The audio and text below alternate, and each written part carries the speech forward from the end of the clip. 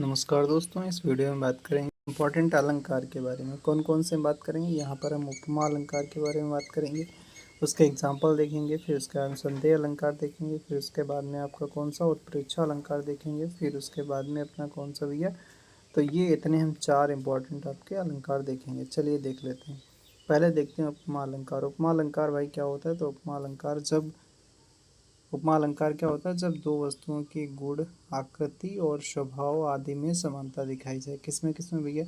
गुण में, दो वस्तुओं के गुण में दिखाई जाए, ठीक है, आकृति में, स्वभाव में आदि में समानता दिखाई जाए, या दो भिन्न वस्तुओं की तुलना की जाए, तब वहाँ पर उपमा अलंकार होता है। मतलब क्या होता है? सिंपल सा आपको याद रखना है कि तुलना के लिए आता है, ठीक है। चलिए एग्जाम्पल देख लेते हैं।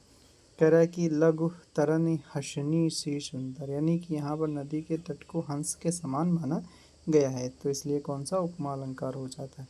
संदेह अलंकार की बात करते हैं तो यहाँ पर जब सादृश्य के कारण एक वस्तु में अनेक वस्तु होने की संभावना दिखाई पड़े, निश्चय ना हो पाए, तब वहाँ पर संदेह, मतलब वहाँ पर संशय बना रहेगा, ठीक है, संदेह अलंकार।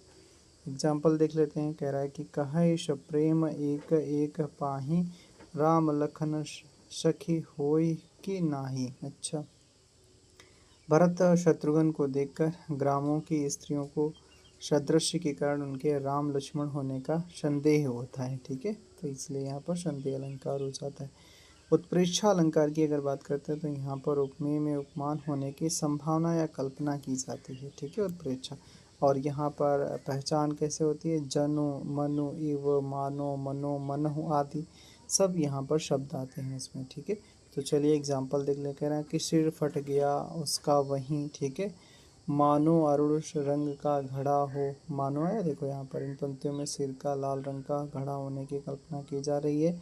सिर उपमेय है और लाल रंग का घड़ा उपमान हो जाता है, ठीक है, उपमान हो जाता है। तो कैसा लगा वीडियो? कमेंट बॉक्स में जरूर बताइए। Thank you so much.